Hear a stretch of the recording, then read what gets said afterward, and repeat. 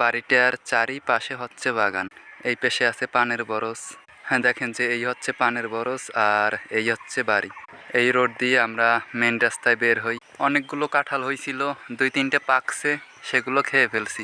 রাস্তা থেকে বের হতেও পানের বরজ দেখা যায়, আর যখন আসি তখনও পানের বরজ দেখা যায়। এই রাস্তাটায় বৃষ্টির সিজনে অনেক পানি ওঠে, আমাদের হাঁটতে সমস্যা হয়। তো দেখেন যে স্কুলের বাচ্চারা খেলা করতেছে, আর এটা হলো আমাদের প্রাইমারি স্কুল। কি খেলাও তোমরা? তুমি তো হাঁপাই গেছো খেলাইতে খেলাইতে।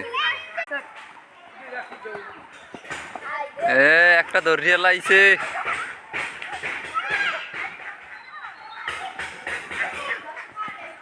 সাকিব আছে এখনো, সাকিবের ধরতারে নাই কেউ।